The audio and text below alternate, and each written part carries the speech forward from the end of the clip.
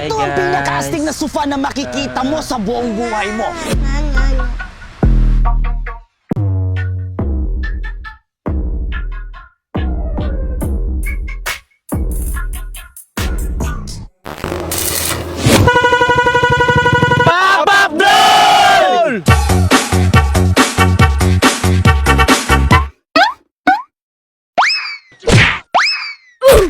Kakaiba ang sofang ito kumpara sa ordinaryong sofa dahil pwede itong pang motocross, pang drive-thru, pwede gamitin pang bili ng tagay, pang kape, At kumain ng scorpion.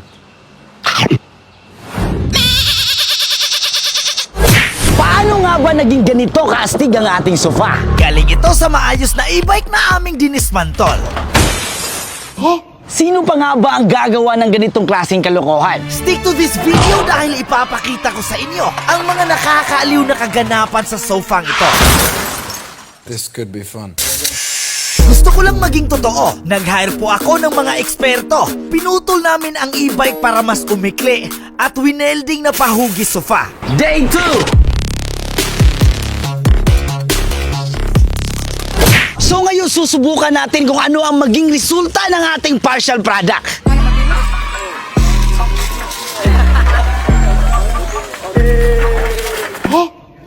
Dinestri namin ito sa mga pwedeng posibleng mangyari.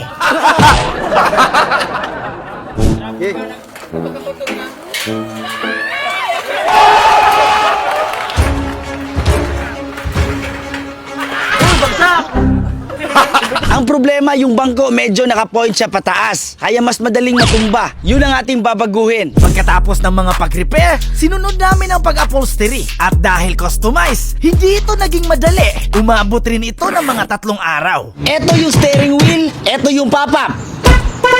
Ito yung accelerator, ito yung brake, at ito yung pinakastig, ang stereo.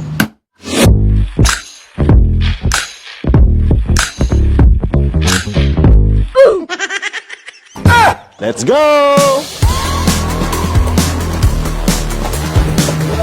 Sige na!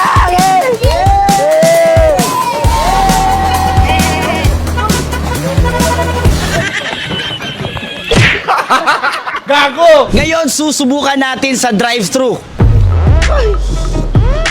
2 Chinese style fried chicken, 2 Sprite, and halo-halo 2. Yeah! Alright. Hello!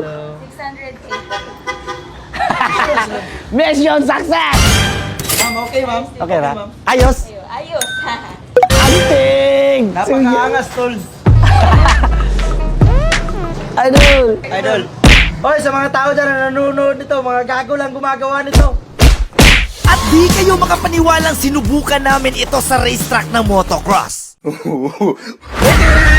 Ilang sa racetrack ng motocross, sinubukan rin namin ito sa mga downhill.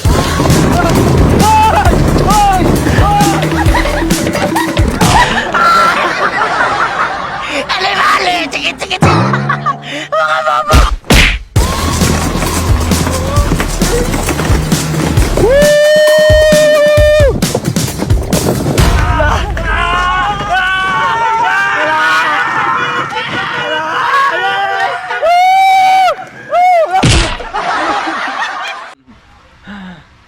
Bye. Nakatog na. Nakatog.